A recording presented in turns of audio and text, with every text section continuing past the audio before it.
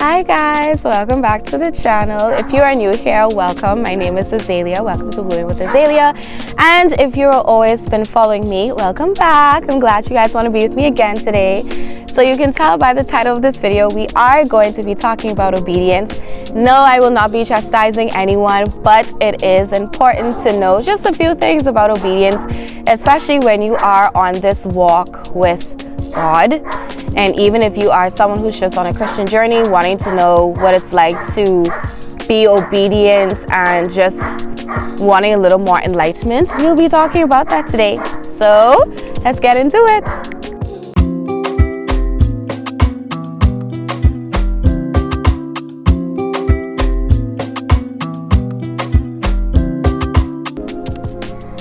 So the first question I'm going to answer, for those of you who probably do know what the word means already, but just for the sake of the video, obedience is basically following instructions.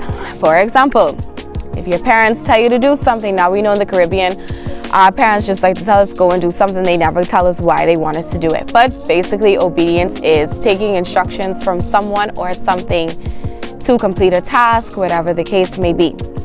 Now, in relation to the spiritual walk or with God, the first thing you must always remember when it comes to obedience and God is your relationship with the Lord. It's just like your relationship with your actual parents, the people who gave birth to you or helped plant the seed and then, one carried you for 9 months. So it's the same thing. And I always tend to think, even now, lately, I've been having this bit of reality, like a revelation type of thing, where I'm kind of like, how am I supposed to be obedient to God when I'm not necessarily obedient to my parents? Growing up, that is. I do listen to my parents now more, especially because I'm an adult and this adult life is not easy. But that's kind of how you have to think of your relationship with God. Anytime He gives you instructions, whether it makes sense or not, it's just better to listen to Him. And now I know it's not easy to always follow instructions from God, but that's basically what it is.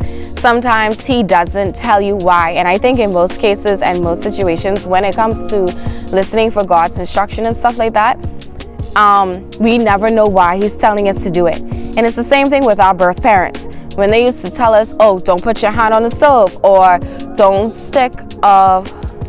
Is that a cat? There's a cat in my yard. That's very weird. If our parents used to tell us don't stick a knife or a fork in the outlet, we never understood why our parents used to do it.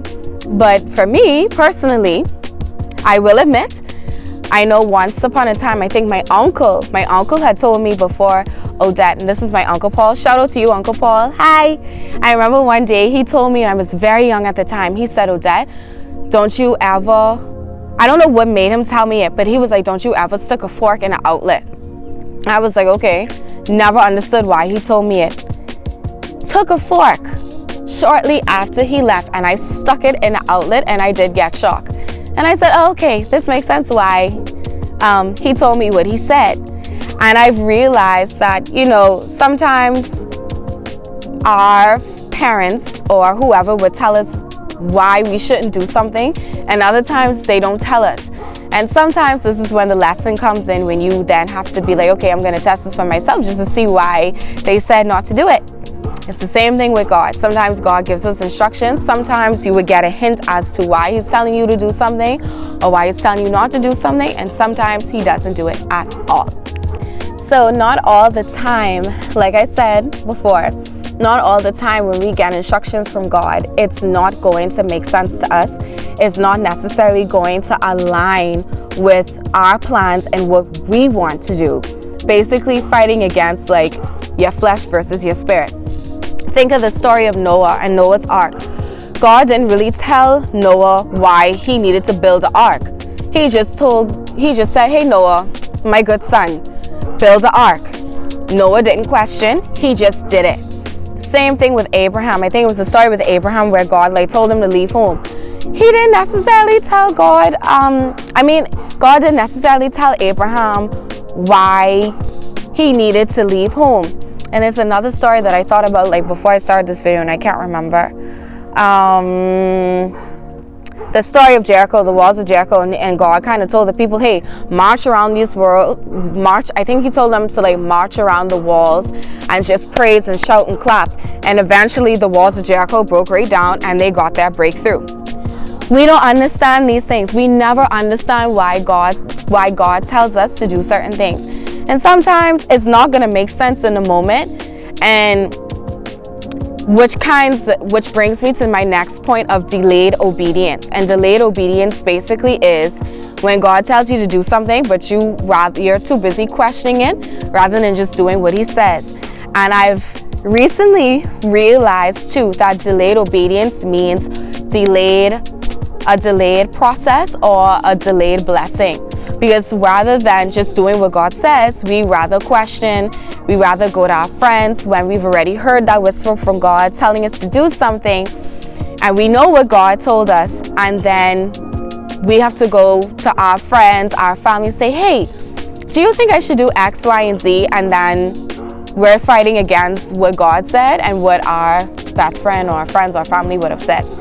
So not all the time God's instructions are going to make sense. Most of the times they never do make sense, in my opinion. I feel like sometimes God tells me things and they don't make sense. And I'm human too.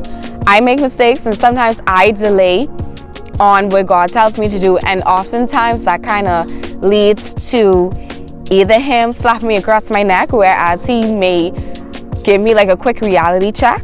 And then I'm like, let me just buckle down, do what he say to do. Or sometimes he just leaves me. And he's like, anyway, when you're ready. Because we have to remember God is a gentleman. He's not going to force himself on us. You don't want to listen? That's fine. When you're ready to listen, you come back to me and we'll talk. That's how God is. And this is something that I feel like we all kind of need to stop doing. First of all, a sheep knows God's voice. You know your relationship with God. You know how you speak with him. You know how you talk to him. You should know how God talks to you. Maybe God talks to you through music, because music does speak. And sometimes the same thing you're praying about, you end up listening to a song that giving you the answer you need. Sometimes God speaks to us through someone.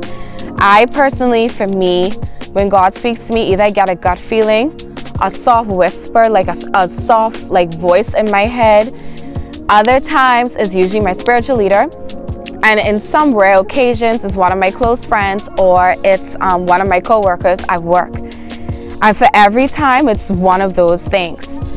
And, one thing, like I said, we need to learn to stop doing is when God tells us something, and then we go to our friends and we ask them what they think about the situation. That is something I had to learn, and I still do it sometimes, but it is what it is. But the most important thing is this is where trust comes in. This is where your faith comes in. Do you trust God enough to let him just tell you, my child, wake up and walk to the beach? He's not going to say, hey, Sarah, wake up, put on some clothes, walk to the beach. When you get to the beach, I want you to sit under this tree, sit there for 5 minutes, and then walk down to the next tree and then look behind the tree and you're going to find a bag of money. He does not do that. I wish he did, but he does not, depending. But God will just say, my child, go to the beach today. And you don't know why until you get there. And so again, for me, when God speaks to me, and this is why it's so important to have a relationship with God, so you know when it's him talking, because for every single time I could attest to this. Oh, these mosquitoes. I could attest to this.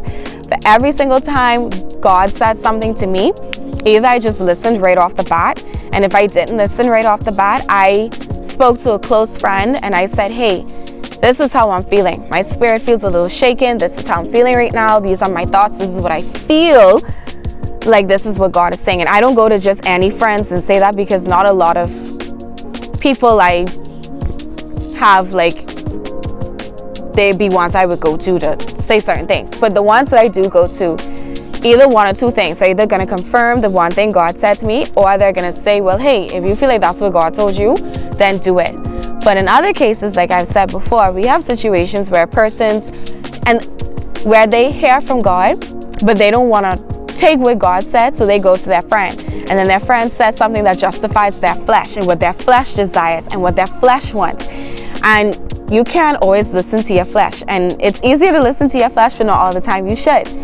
And one thing I will always say, and I think everyone can attest to this, when I say when God tells you something, that is a feeling that sticks with you. It's a gut feeling that comes back. It may not come back every day, but every time you have a thought about that person or that situation or whatever it is, it always comes back.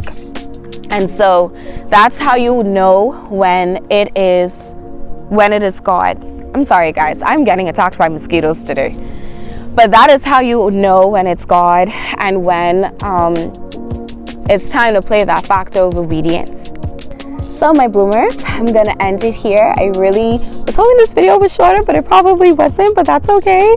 But please, if you don't hear anything else that I say to you today, learn to get into the practice of just trusting God. Obedience is really just learning to trust God. And in this season and in these times that we are in now, these critical times that we are in right now, it is so important to just listen to God, because He may be saving you from something. He may be protecting you from something. He may be trying to help you get a jump start in something. I have so many stories that I can tell where God told me to do something, or I had this thought, and in some cases I hopped on the bandwagon and I did exactly what He said, and it was a door open. And other times where I didn't listen right away and I realized that I was causing my own delay. I was only holding my own self back. And sometimes when that happens, we end up putting ourselves in situations that we're not even supposed to be in. So I want you guys to be encouraged. I want you guys to listen. If you don't listen to anybody else in your life, mom, dad, uncle, grandpa, whatever, because you see, I didn't listen to my uncle, and I stick the fork in the outlet and I get shocked. If you don't listen to anyone else, listen to God. But the only way to put that practice in motion, especially for you younger kids, you younger teens who do follow me and listen to me, if you're not going to listen to your parents, just know that when you do get on your walk with God, it's going to be much harder to follow His instructions if you can't follow your parents' instructions. That's just the truth of the matter. So this is it for today. I love you guys so much. Thank you for sticking by me and getting to the end of this video. I will see you all next time in my next video. I love you all. Thank you for watching. Don't forget to comment, like, share, and subscribe. Let me know if you want more on this topic, or if you have any questions, you can let me know. And I will see you all in my next video. Bye. Mwah. Bye.